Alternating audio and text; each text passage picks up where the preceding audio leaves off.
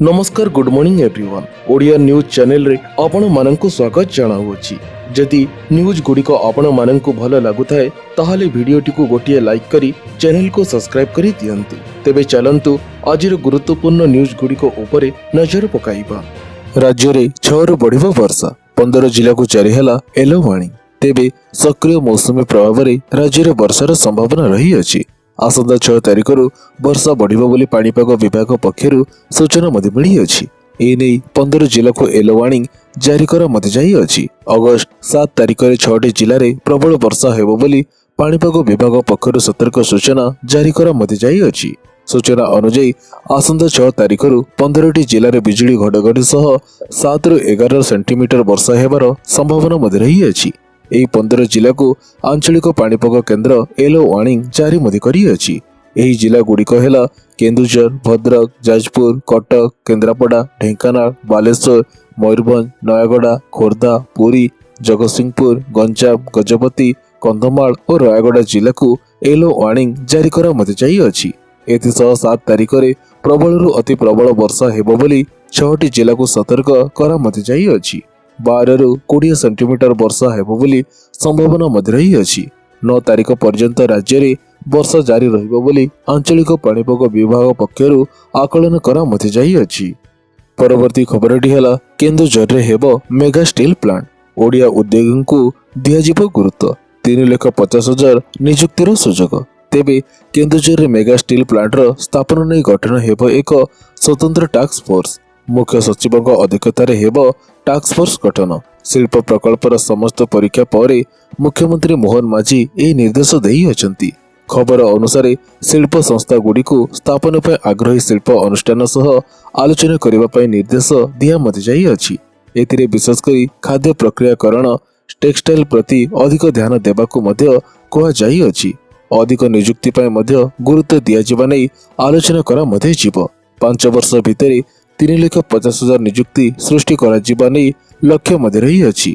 एही steel plant रो सब स्थापना परे ओडिया उद्योगी को शिल्प स्थापना पई उत्साहित करबा को परामर्श दिया मते जाई अछि। परवर्ती खबरटी हैला छात्र छात्री मानक पई खुशी खबर। एथर 10 दिन मिलिबो छुट्टी।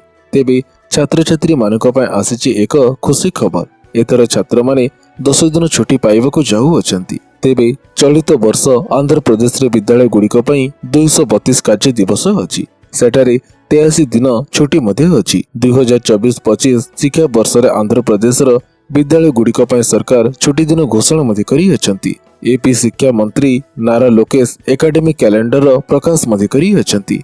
एही अनुसार हाईस्कूल गुड़िक सकाळ 9टा सुधा 5टा पर्यंत खोला रहिबो। एहा अनुसार हाईस्कूल गुड़िक सकाळ 9टा रु संध्या 5टा पर्यंत खोला मध्य रहिबो। तेबे एहा मध्य कोहा जाई पारे जे प्राथमिक विद्यालय गुड़िक सकाळ 9टा रु राति 4:30 पर्यंत खोला मध्य रहिबो।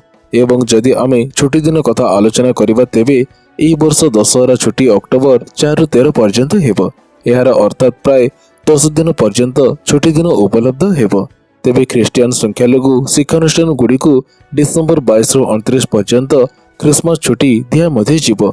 एहार अर्थ सेमाने 8 दिन छुट्टी पाइबे। आहुरी मध्य संक्रांति छुट्टी जनवरी 10 रु 19 2025 पर्यंत हेबो।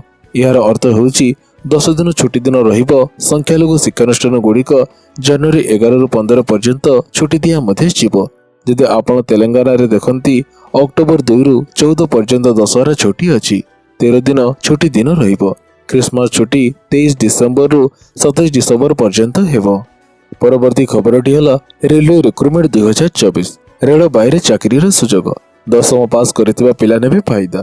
तेबे भारतीय रेलवे प्राय समय नियुक्ति विज्ञप्ति प्रकाश मध्य करे। भारतर अनेक प्रार्थी मध्य एनै आशायी थांती। आपण जदि भारतीय रेलवे चाकरी करिबार स्वप्न देखुचंती तेबे एही खबर आपण मानक पई अटे। एनै रेल नियुक्ति सेल आरआरसी विज्ञप्ति प्रकाश मध्य करी अछि। एही नियुक्ति विषय विस्तृत भाबरे जानिबा पई एहार ऑफिशियल वेबसाइट को जाई आपण सविशेष तथ्य पाई मध्य पारिबे। एही नियुक्ति माध्यम रे लेवल 1 लेवल 2 पदवी पूर्ण मध्य हेबो। एनै ऑनलाइन माध्यम रे आवेदन करिबाकू मध्य पड़िबो। उभय पुरुष और महिला एथि पई आवेदन मध्य करि पारिबे। तेबे 12 पास करथिबा पिला एहार सुजोग मध्य नै पारिबे। एही नियुक्ति माध्यम रे स्काउट और ଗାଇଡ୍ କୋଟା ଅନୁସାରେ ପଦବୀ ପୂରଣ ମଧ୍ୟ ହେବ। ତେବେ ଯୋଗ୍ୟ ଏବଂ ଆଗ୍ରହୀ ପ୍ରାର୍ଥୀମାନେ ଭାରତୀୟ ରେଳବାଇର ଅଫିସିଆଲ ୱେବସାଇଟ୍ rrccr.com କୁ ଯାଇ ଆବେଦନ ମଧ୍ୟ କରିପାରିବେ। ତେବେ ଏଥିପାଇଁ ଅନଲାଇନ ଆବେଦନର ଆରମ୍ଭ ତାରିଖ ହେଲା 29 ଜୁଲାଇ 2024 ଏବଂ ଅନଲାଇନ ଆବେଦନର ଶେଷ ତାରିଖ ହେଲା 28 ଅଗଷ୍ଟ 2024। ତେବେ ଲେଭେଲ 2 ପାଇଁ ପ୍ରାର୍ଥୀମାନେ କୌଣସି ସ୍ୱୀକୃତ ପ୍ରାପ୍ତ ବିଶ୍ୱବିଦ୍ୟାଳୟ କିମ୍ବା ଅନୁଷ୍ଠାନରୁ ଯେକୌଣସି ବିଷୟରେ 50% ମାର୍କ ସହିତ ଦ୍ୱାଦଶ ଶ୍ରେଣୀ ପାସ୍ କରିଥିବାର ଆବଶ୍ୟକତା ମଧ୍ୟ ରହିଅଛି। ତେବେ ଲେଭେଲ 1 ପାଇଁ ପ୍ରାର୍ଥୀମାନେ ଏକ ସ୍ୱୀକୃତ ପ୍ରାପ୍ତ ବୋର୍ଡରୁ ମାଟ୍ରିକ ପାସ୍ କରିଥିବେ ଏବଂ ସେମାନଙ୍କର NCVT ଦ୍ୱାରା ଅନୁମୋଦିତ ITI ପ୍ରମାଣପତ୍ର ମଧ୍ୟ ଥିବ। ତେବେ ଏଥିପାଇଁ ସର୍ବନିମ୍ନ ବୟସ 18 ବର୍ଷ ଏବଂ ସର୍ବାଧିକ ବୟସ ସୀମା 30 ବର୍ଷ ମଧ୍ୟ ରହିଅଛି।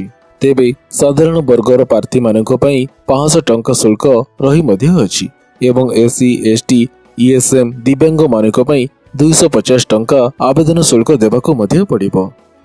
ପରବର୍ତ୍ତୀ ଖବରଟି ହେଲା ଆସନ୍ତା ସପ୍ତାହରେ ବିଏଡ୍ ପରୀକ୍ଷା ଫଳ ପ୍ରକ୍ରିୟା ଆରମ୍ଭ କଲା ଉଚ୍ଚଶିକ୍ଷା ବିଭାଗ। ତେବେ ଆସନ୍ତା ସପ୍ତାହରେ ପ୍ରକାଶ ପାଇବ ବିଏଡ୍ ପ୍ରବେଶିକା ପରୀକ୍ଷାର ଫଳ।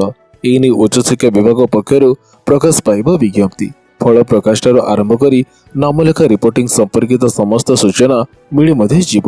ଏନେଇ ପ୍ରକ୍ରିୟା ଆରମ୍ଭ କରିଛି ଉଚ୍ଚଶିକ୍ଷା ବିଭାଗ।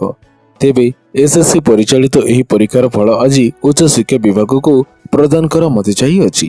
ଆସନ୍ତା 6 ତାରିଖରେ ଫଳ ପ୍ରକାଶ ପାଇବାକୁ ଲକ୍ଷ୍ୟ ରଖାଯାଇଛି ବୋଲି ବିଶେଷ ସୂତ୍ରରୁ ଜଣା ପଡ଼ି ମଧ୍ୟ ଅଛି। ଆସନ୍ତା 5 ତାରିଖରେ PG ରେଜଲ୍ଟ ମଧ୍ୟ ପ୍ରକାଶ ପାଇବ ବୋଲି ସୂଚନା ମିଳି ମଧ୍ୟ ଅଛି। ପରବର୍ତ୍ତୀ ଖବରଟି ହେଲା ଅଗଷ୍ଟ 18ରୁ ଆରମ୍ଭ ACF ଓ ଫରେଷ୍ଟ ରେଞ୍ଜର ଲିଖିତ ପରୀକ୍ଷା। ଆନ୍ସର ବୁକ୍ରେ ସବଜେକ୍ଟ କୋଡ୍ ଲେଖିବାକୁ ପରାମର୍ଶ ଦେଲା OPSC।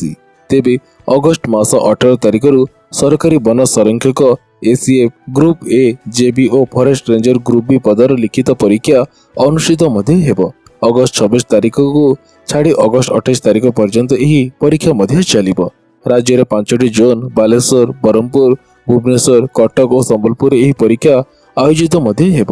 ଏନେଇ ଓଡ଼ିଶା ଲୋକସେବା ଆୟୋଗ OPSC ପକ୍ଷରୁ ଏକ ବିଜ୍ଞପ୍ତି ଜାରି କରି ସୂଚନା ଦିଆ ମଧ୍ୟ ଯାଇଅଛି। କେଉଁଦିନ କେଉଁ ବିଷୟରେ ପରୀକ୍ଷା ହେବ ସେ ନେଇ OPSC ପକ୍ଷରୁ ସବିଶେଷ ବିବରଣୀ ଜାରି କରା ମଧ୍ୟ ଯାଇଅଛି। ପ୍ରଥମ ପର୍ଯ୍ୟାୟ ପରୀକ୍ଷା ସକାଳ 9ଟାରୁ 12ଟା ପର୍ଯ୍ୟନ୍ତ ଏବଂ ଦ୍ୱିତୀୟ ପର୍ଯ୍ୟାୟ ପରୀକ୍ଷା ଦ୍ୱିପହର 2ଟାରୁ 5ଟା ପର୍ଯ୍ୟନ୍ତ ଅନୁଷ୍ଠିତ ମଧ୍ୟ ହେବ। ଏଥିସହିତ ସମସ୍ତ ବିଷୟ ପେପର ପାଇଁ ସବଜେକ୍ଟ କୋଡ୍ ଜାରି କରା ମଧ୍ୟ ଯାଇଅଛି। ନିଜ ନିଜର ଆନ୍ସର ବୁକ୍ରେ ସବଜେକ୍ଟ କୋଡ୍ ଲେଖିବାକୁ ପ୍ରାର୍ଥୀଙ୍କୁ ପରାମର୍ଶ ଦିଆ ମଧ୍ୟ ଯାଇଅଛି। ସମସ୍ତ ବିଷୟର ସବଜେକ୍ଟ କୋଡ୍ର ଏକ ଲିଷ୍ଟ ୱେବସାଇଟ୍ରେ ଜାରି କରା ମଧ୍ୟ ଯାଇଅଛି। ପରୀକ୍ଷା ବାବଦରେ ଅପଡେଟ୍ ପାଇବାକୁ ନିୟମିତ ଭାବେ ୱେବସାଇଟ୍ ଚେକ୍ କରିବାକୁ ପରାମର୍ଶ ଦିଆ ମଧ୍ୟ ଯାଇଅଛି। ପରବର୍ତ୍ତୀ ଖବରଟି ହେଲା ମହିଳାମାନଙ୍କ ପାଇଁ ଖୁସି ଖବର। ବର୍ଷକୁ 3ଟି ସିଲିଣ୍ଡର ମିଳିବ ମାଗଣା। ତେବେ ମହିଳାମାନଙ୍କର ଆର୍ଥିକ ସମୃଦ୍ଧତା ତଥା ସାମାଜିକ ସଶକ୍ତିକରଣ ପାଇଁ କେନ୍ଦ୍ର ଏବଂ ରାଜ୍ୟ ସରକାର ଅନେକ ବଡ଼ ଯୋଜନା କାର୍ଯ୍ୟକାରୀ ମଧ୍ୟ କରିଅଛନ୍ତି। ତେବେ ଆପଣମାନେ ଜାଣନ୍ତି କି ମହିଳାମାନଙ୍କୁ ଗ୍ୟାସ ସିଲିଣ୍ଡର ଉପରେ 300 ଟଙ୍କା ସବସିଡି ଯୋଗାଇ ଦେବା ପାଇଁ ସରକାର କାର୍ଯ୍ୟ କରୁଅଛନ୍ତି। ରନ୍ଧନ ଗ୍ୟାସ ସିଲିଣ୍ଡର ମୂଲ୍ୟ ବର୍ତ୍ତମାନ 803 ଟଙ୍କା ମଧ୍ୟ ରହିଅଛି। ତେବେ ପ୍ରତ୍ୟେକ ହିତାଧିକାରୀ ଏତେ ଟଙ୍କାରେ ଗ୍ୟାସ ସିଲିଣ୍ଡର କିଣିବାକୁ ସକ୍ଷମ ହେଉ ମଧ୍ୟ ନାହାନ୍ତି।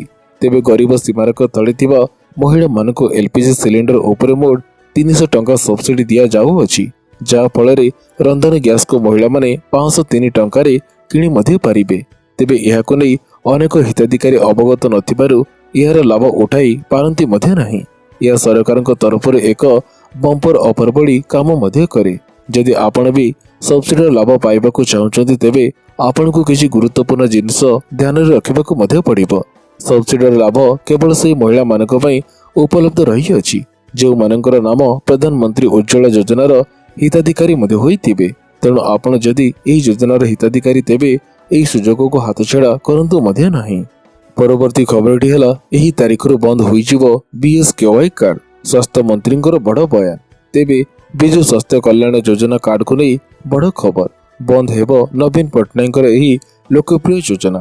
ରାଜ୍ୟରେ ବିଜେପି ସରକାର ଆସିବା ପରେ ଗୋଟିଏ ପରେ ଗୋଟିଏ ଯୋଜନା ବନ୍ଦ ହେବାରେ ଲାଗି ମଧ୍ୟ ଅଛି।